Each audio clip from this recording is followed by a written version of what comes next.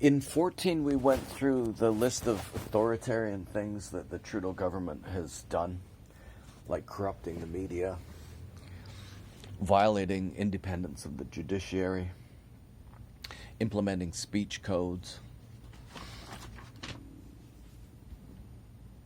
trying to crack down on social media. He's trying to censor.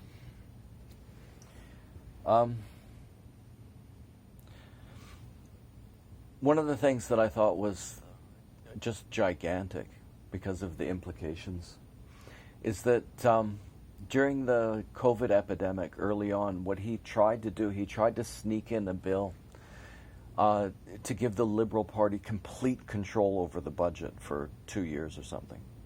It was sneaky, and it totally violated democratic principles, because the idea is that, perhaps you're familiar, if you're going to pass a bill, then the Conservatives and the NDP and the Liberals need to discuss it first, and quite often for a long period of time. So they didn't want to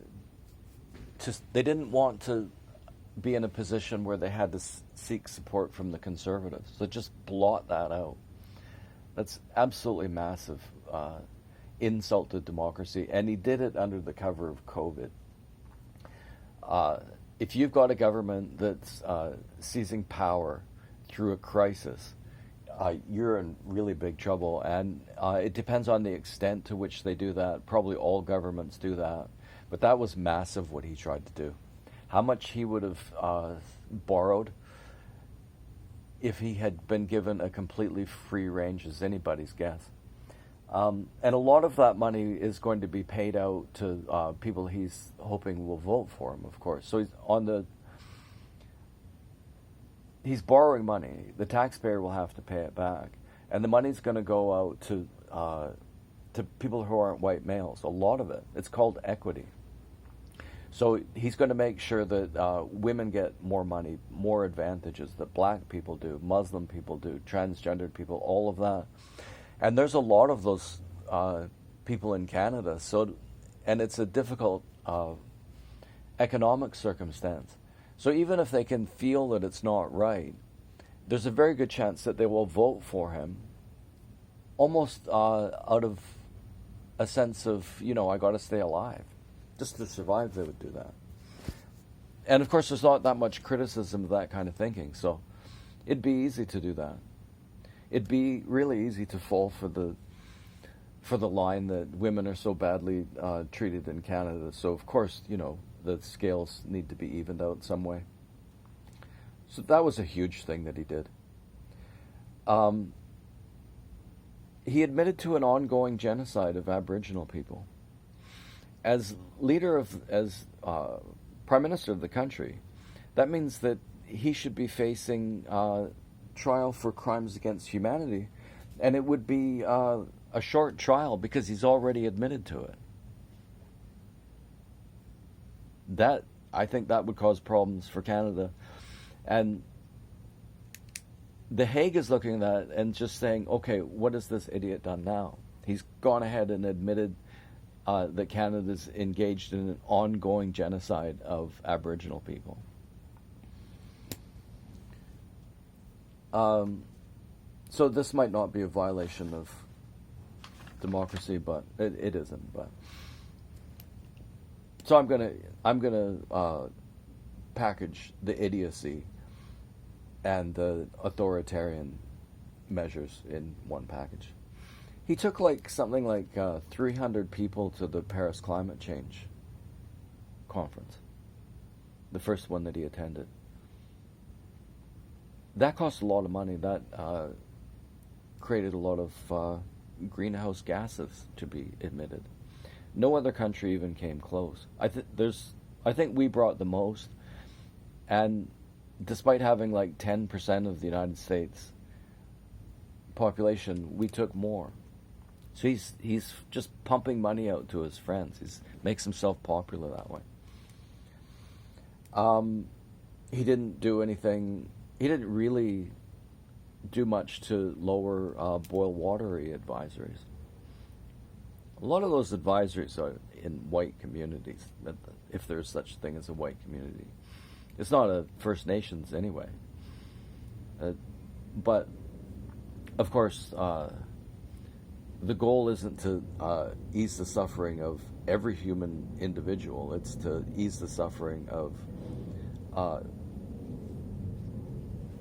identity groups, certain identity groups that you can get to vote for you. He didn't. There was a woman asked him this was in Quebec, and a woman asked him in English about the difficulty that she had getting medical treatment in Quebec because she couldn't speak French. And he answered her in French. She's an old lady wondering about, getting medical treatment, asking him in English what could be done about that. He knew she didn't speak French, and she answered in French. I think that either he didn't know how that would come across, in which case he's an idiot.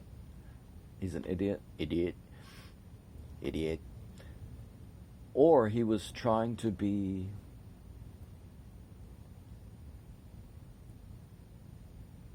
insulting in a way that is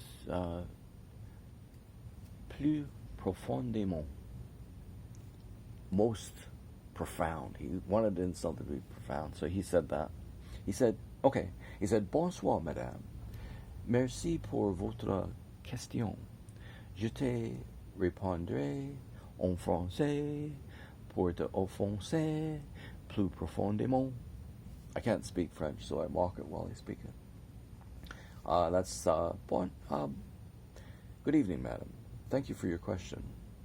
I want to respond in French in order to be as profoundly offensive as possible. You can look up, that's what he said.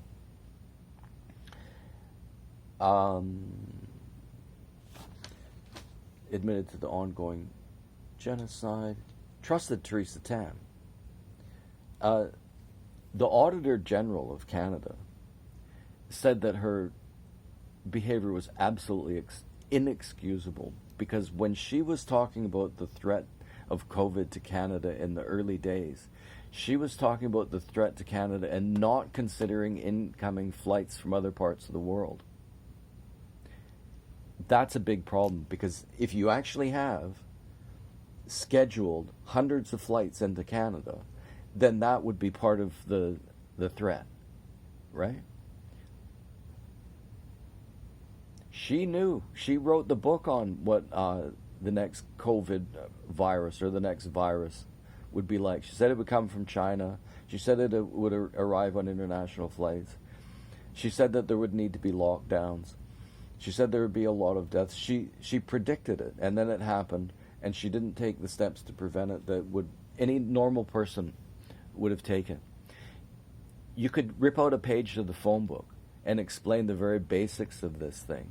They were doing gain-of-function research in Wuhan. Oh my God, the virus came from Wuhan. You could just rip a page from the telephone book and do a vote. Say, okay, do you think it came from the lab, or do you think it was released by monkeys? Just give them that much information. And they would have made a better decision. You can't forget this in a discussion about democracy. Individual people might not be experts in a particular field, but together they can make better decisions than experts.